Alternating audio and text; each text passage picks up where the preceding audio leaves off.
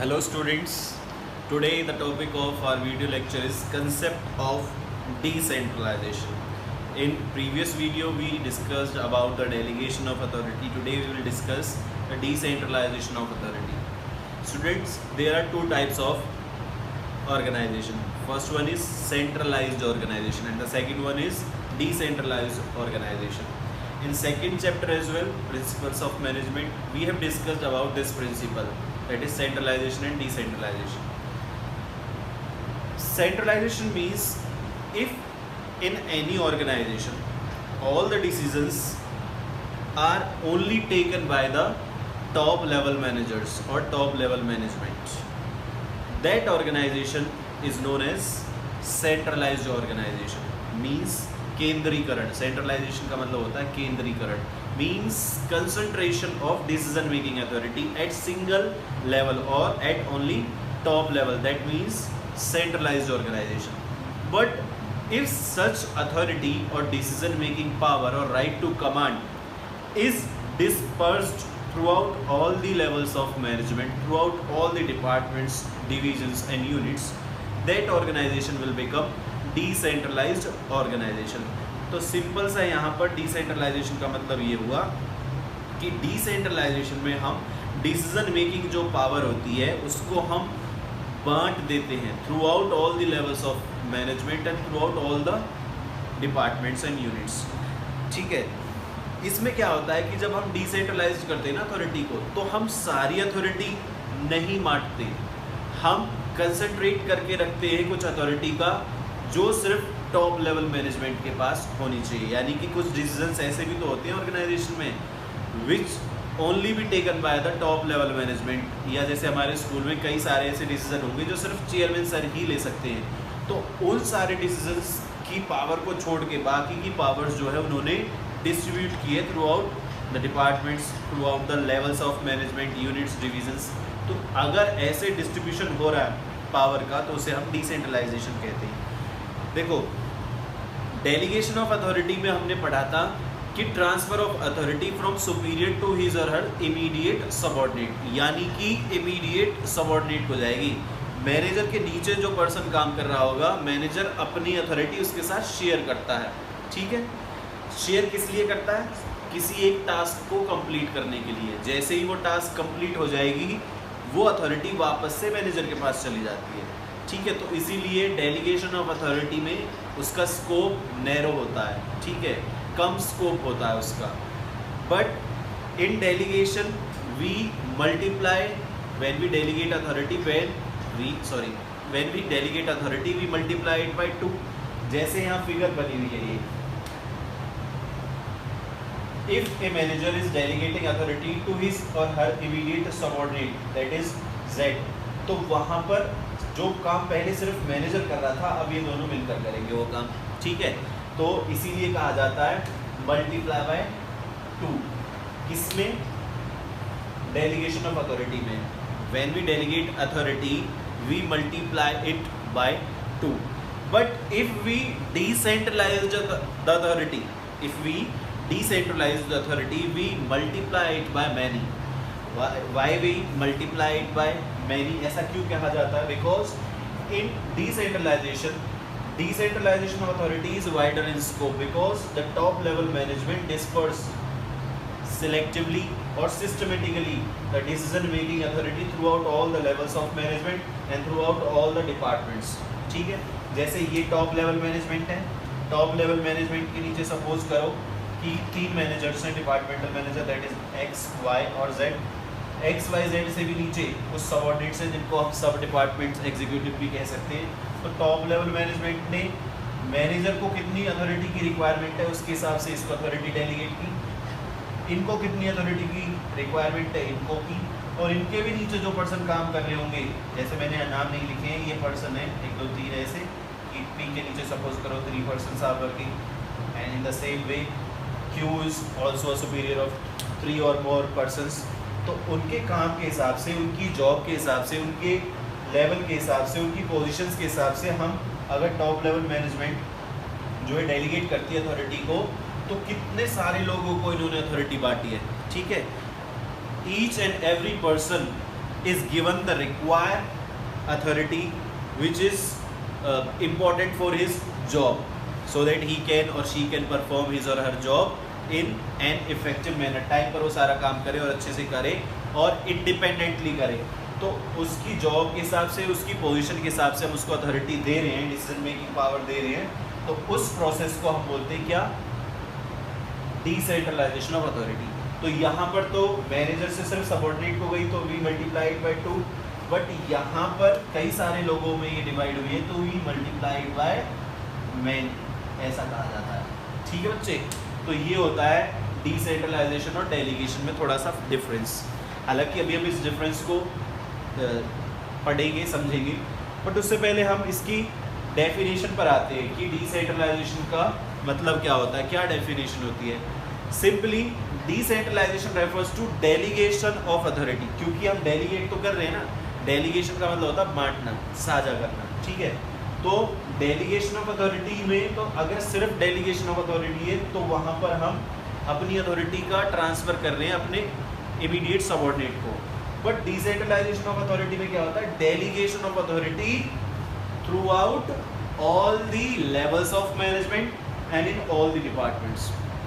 ठीक है, यहाँ तो हमने एक पर्सन के साथ ही शेयर की अपनी अथॉरिटी डेलीगेशन ऑफ अथॉरिटी में, बट अगर यही डेलीगेशन ऑफ अथॉरिटी एक सबऑर्डिनेट के साथ ना होकर सारे लेवल्स ऑफ मैनेजमेंट में और विद ऑल द डिपार्टमेंट्स की जाए तो उसको हम डिसेंट्रलाइजेशन ऑफ अथॉरिटी कहते हैं. तो decentralization of authority refers to systematic delegation. Systematic means as per the requirement of the job we delegate the authority. ऐसा नहीं है कि उसको सारी पावर्स दे देंगे, नहीं, उसको उसके काम की, जो काम को करने के लिए जो भी रिक्वायरमेंट है अथॉरिटी की, we delegate that amount of authority only. तो इसमें यही कहा गया है कि systematic delegation of authority throughout all the levels of management and within all the departments except those that which can be exercised only at central point. यानी कि जो टॉप लेवल मैनेजमेंट है वो सारी अथॉरिटी शेयर नहीं करती है, क्योंकि top level managers also mean for something, उनका भी कुछ काम होता है ना. तो जो इम्पोर्टेंट डिसीजंस होते हैं या जो हाई प्रायोरिटी मैटर्स होते हैं या जो क्रूशियल मैटर्स होते हैं which affect the overall survival of the organisation, जैसे हमने टॉप लेवल मैनेजमेंट के फंक्शंस भी पढ़े थे कि it decides the future course of actions, it lays down the plans and policies, it is responsible for overall survival of the organisation and goodwill of the organisation. तो उनसे related जो भी authority है वो टॉप लेवल मैनेजमेंट पर ही रहेगी. ठीक है, जो मैनेजर का काम है वो मैनेजर को करना होगा, उसके हिसाब से उसे अथॉरिटी दी जाएगी. जो एक सब डिपार्टमेंट एग्जीक्यूटिव का काम है उसके हिसाब से उसको दी जाएगी. सुपरवाइज़र का जो काम है सुपरवाइज़र के हिसाब से उसको अथॉरिटी दी जाएगी. तो यही सिस्टमेटिक डेलीगेशन होता है. और इसको हम एक वर्ड और भी जानते हैं, इसको बोलते हैं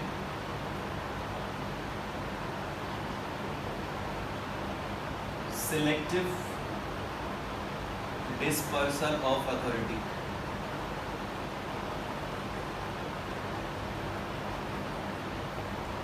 ठीक है बच्चे, सिलेक्टिव डिस्पर्सल ऑफ अथॉरिटी भी क्या है?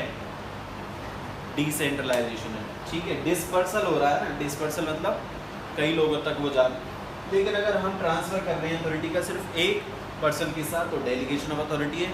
बहुत सारे लेवल्स ऑफ मैनेजमेंट, बहुत सारे डिपार्टमेंट्स के साथ कर रहे हैं तो वो क्या हो जाएगा? डिसेंट्रलाइजेशन हो जाएगा. तो इसके डिफरेंस अगर हम करेंगे ना तो और भी अच्छे से हमें क्लियर हो जाएगा. जैसे इसमें नेचर है, मैंने आपको लाइव क्लास में भी बताया था कि delegation is a compulsory act.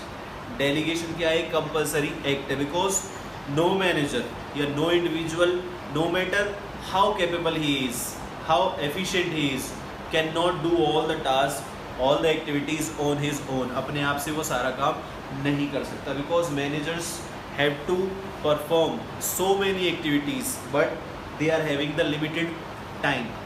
तो limited time में इतना सारा काम possible नहीं है. So they generally need to delegate some of their work, some of their authority to their subordinate. तो इसीलिए ये compulsory है, otherwise काम ही नहीं हो पाएगा. However, decentralization is optional. if the top level management desires to concentrate all the decision making authority in his or her hand, they can do so.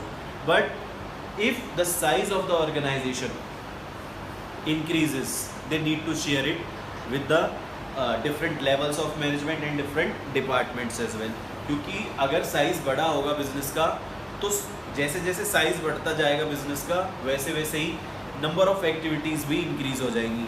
तो number of activities भी increase हो जाएंगी, number of job positions भी बहुत ज़्यादा increase करनी पड़ेंगी. तो जॉब पोजीशंस को इंडिपेंडेंटली काम करने के लिए रिक्वायरमेंट होगी अथॉरिटी की, तो वो करना फिर हमें ज़रूरत पड़ जाएगी. बट मजबूरी नहीं है, मतलब कंपलसरी नहीं है, इट इज़ ऑप्शनल पॉलिसी. ठीक है, ऑप्शनल पॉलिसी डिसीजन है. Decentralisation of authority depends on the discretion of top level management. If top level management desires to decentralize the authority, it can do so. But if it wants to concentrate it in their hand, it can do that also. ठीक है, तो ये optional है. But delegation of authority is compulsory act. Clear है बच्चे? Next point is freedom of action. देखो, कोई काम मुझे करने को दिया गया है, मेरे बॉस ने कोई काम मुझे करने को बोला है, वो मैंने अपने सबऑर्डिनेट को दे दिया. ठीक है, वो मैंने अपने सबऑर्डिनेट को दे दिया. इसका मतलब ये नहीं है कि मैं अब फ्री हो गया. ठीक है, delegation of authority does not means abdication. मैंने बताया था ना प्रिंसिपल्स ऑफ डेलीगेशन में एब्डिकेशन नहीं है, एब्सोल्यूटनेस ऑफ अथॉरिटी में हमने पढ़ा था कि after delegation of authority still the manager is responsible, still the manager is accountable to the top level management. तो जो काम मुझे करने के लिए बोला है, मैंने किसी और को दे दिया, बॉस तो मेरे सर पर आकर खड़े हो जाएंगे ना कि why this task has not been completed. तो जवाब मुझे देना होगा. तो जब यहाँ हम डेलीगेशन करते हैं ना, तो हम वहाँ पर हमारे सबऑर्डिनेट के पास लेस फ्रीडम ऑफ एक्शन होता है. बिकॉज जब हमने उसको काम दिया तो हमने उसे ये भी कह दिया कि ये काम तब तक हो जाना चाहिए और इस तरीके से करना है. और बार बार मैं जाकर क्रॉस चेक भी करता रहूँगा, उसके सर पर ओवरसीज करता रहूँगा, सुपरविज़न करता रहूँगा कि काम हो रहा है ढंग से कि नहीं हो रहा. बार बार उसको टोका टाकी भी होगी, इंटरफेरेंस होता है. तो डेलीगेशन ऑफ अथॉरिटी में लेस फ्रीडम ऑफ एक्शन होता है. जैसे मैनेजर ने कहा कि भाई आपको सपोज करो कि ये फाइल्स हैं और इन फाइल्स को रीड करना है, इसमें ये देखना है कि कोई मिस्टेक ना हो. तो जब सबऑर्डिनेट उन फाइल्स को रीड कर रहा होगा तो बीच बीच में मैनेजर आकर पूछेंगे हो गया काम, ठीक है, ढंग से पढ़ रहे हो ना, कोई दिक्कत तो नहीं है, कोई पेज छोड़ा तो नहीं है. तो इस तरीके का जो इंटरफियरेंस है वो कहता है कि लेस फ्रीडम ऑफ एक्शन है. ठीक है ना.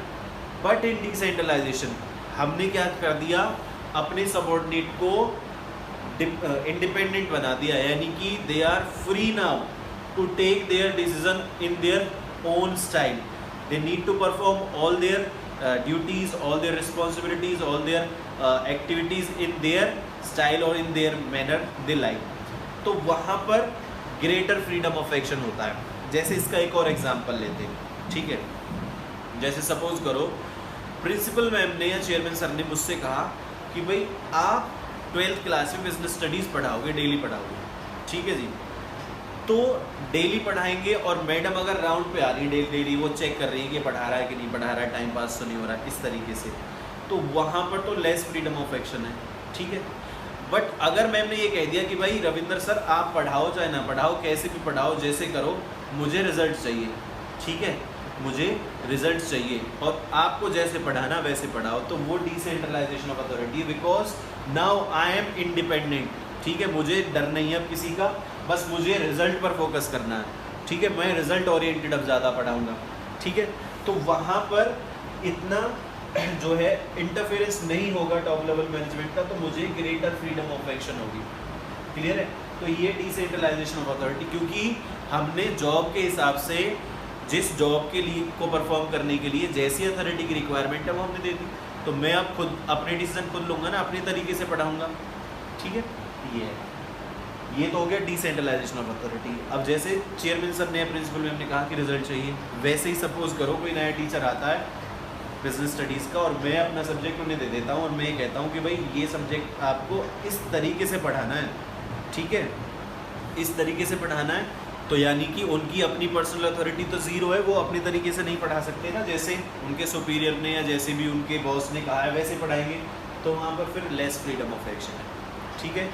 नेक्स्ट है स्टेटस। स्टेटस क्यों है? It is the process, it is the process followed to share the task. हम क्यों करते हैं डेलीगेशन ऑफ अथॉरिटी?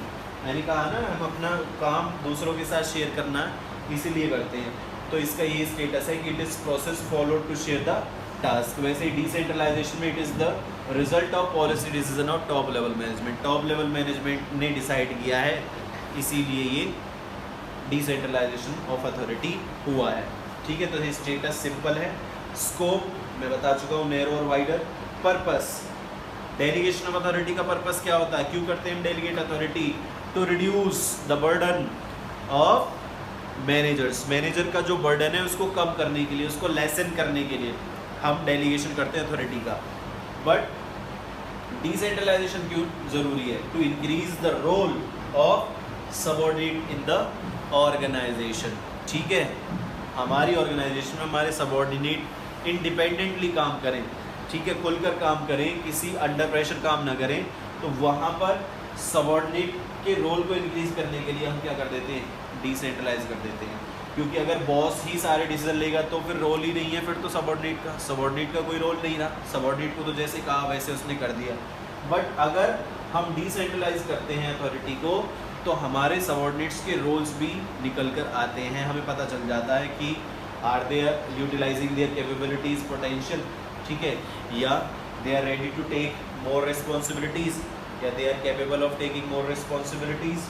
ठीक है, तो डिसेंट्रलाइजेशन का पर्पस ये होता है। ठीक है, डिसेंट्रलाइजेशन में जो डिसीजन मेकिंग अथॉरिटी है हम उसको एक्चुअल वर्क पॉइंट तक ट्रांसफ़र कर देते हैं। ठीक है, उसका डिस्पर्सल कर देते हैं up to actual work point. Actual work point का मतलब यही है कि जैसे सपोज करो ये वर्कर्स हैं या सुपरवाइज़र है ये, ठीक है, ये सब यहाँ तक हमने अथॉरिटी पहुँचाई है कि उनको अपने काम से रिलेटेड जितनी भी अथॉरिटी की रिक्वायरमेंट है हमने वहाँ तक अथॉरिटी को डिवाइड कर दिया। तो ये डिसेंट्रलाइजेशन हो गया। लेकिन यहाँ पर अगर सपोज करो कि ये सारी अथॉरिटी सिर्फ टॉप लेवल मैनेजमेंट के पास ही रहती, टॉप लेवल मैनेजमेंट इन सारे लेवल्स के साथ कोई भी अथॉरिटी शेयर ना करती, तो उस ऑर्गेनाइजेशन को फिर सेंट्रलाइज कहते हैं, सेंट्रलाइज्ड ऑर्गेनाइजेशन या सेंट्रलाइजेशन ऑफ अथॉरिटी। ठीक है बच्चे, तो अब हम जो डिसेंट्रलाइजेशन करते हैं अथॉरिटी का उसके कुछ एडवांटेजेस भी होते हैं, इंपॉर्टेंस भी होते हैं। जैसे relief to top level management. Relief to top level management क्यों? क्योंकि we have divided the authority to the various levels of management and departments according to their need and their nature of job they are performing. उनकी job के हिसाब से हमने उनको authority दे दी। Now they can take their own decisions. और हमें सिर्फ अब कहाँ फोकस करना है? जैसे मैंने डेफिनेशन में भी लिखा है, except that which can be exercised at only central points. तो सेंट्रल पॉइंट्स पर जो अथॉरिटी की रिक्वायरमेंट है सिर्फ वही अथॉरिटी अपने पास रिटेन की है, बाकी हमने सब डिवाइड कर दी है, ट्रांसफ़र कर दी। तो हमें सिर्फ अब इम्पॉर्टेंट इश्यूज़ पर ध्यान देने की ज़रूरत है।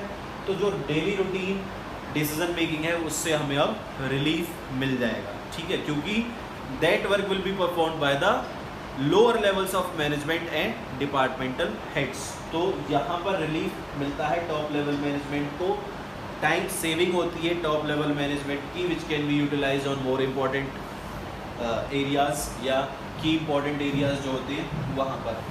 सेकेंड है develop initiative amongst the subordinate. जिसमें मैंने अभी कहा कि अगर सर मुझे कह देते हैं कि रविंदर ये सब्जेक्ट आपके पास है और मुझे रिजल्ट चाहिए, मुझे नहीं पता कैसे आएगा, आप अपने आप देखो, ठीक है, तो मैं फिर क्या करूँगा? इनिशिएटिव लूँगा। प्रिंसिपल ऑफ इनिशिएटिव क्या है? Taking the first step with self motivation.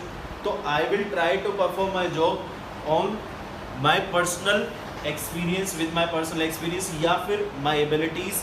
I will do my work the way I like, या the way I feel is effective और एफिशिएंट। ठीक है, या जो बहुत ज़्यादा रिजल्ट ओरिएंटेड होगा मैं उस तरीके से पढ़ाऊँगा। ठीक है, I will take my decision on my own, I will work independently. तो मेरा क्या हो रहा है? डेवलप हो रहा है इनिशिएटिव। सबऑर्डिनेट्स को पावर दे दी और कह दिया अपना काम करिए, ये काम करिए, तो they will perform that job in their own style. तो उनका इनिशिएटिव वहाँ पर आता है। Top level management will not interfere on continuous basis, but the the punishment और the rewards both depend upon the outcomes of that task, यानी कि task अगर बढ़िया से कंप्लीट हो रही है, रिजल्ट अच्छा आ रहा है तो उसका रिवार्ड मिलता है, बट अगर कुछ गड़बड़ हो जाती है तो पनिशमेंट भी मिलती है। नेक्स्ट है develops managerial talent for future. Develops managerial talent for future का मतलब ये होता है कि in an organization when top level management decentralize the authority with different levels of management, at lower level management there are many employees who are working. Top level management keep in mind the persons who are ready to take greater responsibilities, ठीक है, या management sees the potential and stamina, या फिर हम कह सकते हैं ability to learn new skills, कि किस में एबिलिटी है न्यू स्किल्स लर्न करने की, तो वहाँ पर उनको एक तरीके से एक पूल बनाया जाता है, यानी कि रिजर्वियर बनाया जाता है of employees. Reservoir of employees का मतलब ये है कि हम एक रिकॉर्ड बना लेते हैं कि ये जो मैनेजर है, ये जो एम्प्लॉई है अच्छा काम कर रहा है, इसमें पोटेंशियल है डेवलप होने का, तो develop managerial talents for future, ठीक है, यानी कि in future they can be given the more responsibilities, क्योंकि जब हम डेलीगेशन कर रहे हैं अथॉरिटी का, उसको डिसेंट्रलाइज कर रहे हैं, तो वी कीप द कैसे हैं, we keep the record of those employees who are ready या हु आर कैपेबल या who hold the potential to take more responsibilities, या फिर the persons who possess better leadership qualities are kept in mind by the top level management and are employed in, कह सकते हैं कि new branches, या when there is diversification or expansion of business scale, they can be given the more responsibilities and more roles in the organization, which leads to development of employees, as well as इसमें ये भी हो जाता है कि we develops the managerial talent for future। Clear है बच्चे ये पॉइंट? इसमें हमें सिर्फ इतना ही याद रखना है कि when we delegate authority throughout all the levels of management, different employees learn to perform the duties और रिस्पॉन्सिबिलिटीज और activities in their own style. When they perform such activities in their own manner, top level management generally keeps a record of such employees who are potential है जिनके अंदर, या who are capable of taking greater responsibilities, या who possess better leadership qualities, such persons will be promoted, ठीक है, when there is a need arise। जब हम कभी मैनेजरियल पोस्ट खाली होती है तो मैनेजमेंट ऐसे लोगों को पोस्ट कर देती है उस हायर लेवल जॉब पर, तो इसीलिए हमारे पास एक मैनेजरियल टैलेंट तैयार हो रहा है फ्यूचर के लिए, ठीक है। हम देखते हैं ये पर्सन है भाई, इसमें क्वालिटी है, जैसे आपने अपने स्कूल में भी देखा होगा कि पिछले कुछ सालों में कुछ टीचर्स थे जो एज अ टीचर अपॉइंट हुए, फिर उनको उनमें लगा कि yes they possess the qualities of leadership, तो उनको फिर कोऑर्डिनेटर बनाया, कोऑर्डिनेटर से फिर वो प्रिंसिपल पोस्ट तक पहुँचे, और एट लास्ट फिर आप सबको पता है। फिर next quick decision making. Quick decision making क्यों है कि सपोज करो सेंट्रलाइज अथॉरिटी है, सेंट्रलाइज मतलब टॉप लेवल मैनेजमेंट को ही सारे डिसीजन लेने हैं, टॉप लेवल मैनेजमेंट को ही सारे डिसीजन लेने हैं, तो लोअर लेवल मैनेजमेंट को तो वेट करना होगा कि कब टॉप लेवल मैनेजमेंट का डिसीजन आए, ऑर्डर आए और हम काम करेंगे। बट यहाँ पर तो मेरे काम के हिसाब से पूरी अथॉरिटी मेरे पास है, तो मैं अपने डिसीजन टाइम से खुद ले सकता हूँ विदाउट वेस्टिंग टाइम, तो इसीलिए यहाँ पर क्विक डिसीजन मेकिंग होता है, क्योंकि हमें टॉप लेवल मैनेजमेंट के लिए वेट नहीं करना, टॉप लेवल मैनेजमेंट ने तो हमें पावर दी हुई है अपने डिसीजन खुद लेने के लिए। Facilitates growth. फैसिलिटेट्स ग्रोथ का मतलब ये है कि जैसे मैंने यहाँ डेलीगेट कर दी अथॉरिटी डिफरेंट डिपार्टमेंट्स और लोअर लेवल मैनेजमेंट के साथ, तो ये जो डिपार्टमेंटल हेड्स है, मैं अगर इनको पावर दे रहा हूँ तो मैं इनको रिस्पॉन्सिबिलिटी भी तो दूंगा, अथॉरिटी के साथ साथ रिस्पॉन्सिबिलिटी भी दूंगा, तो they become responsible for the outcomes या performance for their respective department, जो भी उनका डिपार्टमेंट होगा उसके परफॉर्मेंस के लिए वो जिम्मेदार होंगे, तो they will try to perform their jobs, या they will try to fulfill their responsibilities in more effective and efficient manner, which leads to generation of greater profits या greater outcomes, ठीक है, या positive outcomes ज़्यादा आएंगे, profit बढ़ेगा, that profit could be use for diversification and expansion of the organisation, that's why it facilitates growth. ठीक है, क्योंकि अगर सारे डिसीजन मैं ही लूँगा तो फिर मेरे पास ही रहेगी अथॉरिटी। अब मेरे जो सबऑर्डिनेट्स हैं वो तो रिस्पॉन्सिबल ही नहीं है, वो तो कहेंगे सर आपका ही डिसीजन था ये, तो हमने थोड़ी कुछ कहा था, हमने थोड़ी आपको कहा था कि ऐसे काम करवाइए। तो वहाँ पर हम रिस्पॉन्सिबल नहीं ठहरा सकते, तो वहाँ पर फिर ज़्यादा इंटरेस्ट भी नहीं लेते लोग। तो यहाँ पर अगर हम सारे डिपार्टमेंट्स हेड को और लोअर लेवल मैनेजमेंट को रिस्पॉन्सिबल बना देंगे तो वो ज़्यादा अच्छे से काम करेंगे, ज़्यादा अच्छे से काम करेंगे तो it will be better for the organization will able to generate greater revenues which could be used in future for expansion and growth of the organization. That's why decentralization of authority leads to facilitation of growth. Last point is better control. Better control कैसे? Better control का मतलब ये होता है कि if organization shares their authority with different departments, they generally keeps a record. ठीक है, keeps a record of different managers that how they are performing their job. Is there any difference between the desired output or the actual output? Control का मतलब controlling से ही होता है ना, जहाँ हम डिफरेंस देखते हैं किसका, डिजायर्ड और एक्चुअल आउटपुट का। ठीक है, तो मैंने ये भी कहा कि आपको कि रिवार्ड और punishment both depends upon the outcome of the performance. तो वहाँ पर बेटर कंट्रोल इसलिए होता है क्योंकि हमारे ऊपर मेंटल प्रेशर होता है। ठीक है, जो भी हमारे सबऑर्डिनेट्स होते हैं उनके ऊपर एक मेंटल प्रेशर होता है कि उन्हें अपना काम अच्छे से ही करना है, उन्हें अपना बेटर और बेस्ट देना है, क्योंकि उन्हें अथॉरिटी दी गई है और अथॉरिटी के साथ साथ रिस्पॉन्सिबिलिटी ऑटोमेटिकली अराइज हो जाती है। तो यहाँ पर इसलिए बेटर कंट्रोल भी होता है। हम एक रिकॉर्ड भी मेंटेन करते हैं सबका, पर्सनल ऑब्जर्वेशन भी करते हैं। ठीक है, या हम सैंपल चेकिंग भी कर सकते हैं। बहुत सारे टेक्निक्स है कंट्रोल की जो एप्लीकेबल होती है डिसेंट्रलाइजेशन ऑफ अथॉरिटी के थ्रू। ठीक है बच्चे, तो with this your organising chapter completes. अब आपको इसकी एक्सरसाइज सॉल्व करनी है, एक एक क्वेश्चन सॉल्व करना है, जो भी आपके पास पीडीएफ फाइल है या जिन्होंने बुक खरीदी है, और जिन्होंने बुक नहीं खरीदी है आप personally request them please purchase the book as soon as you can purchase, because without book it is not possible for you to learn how to solve the case studies, what are the key terms which you require to learn.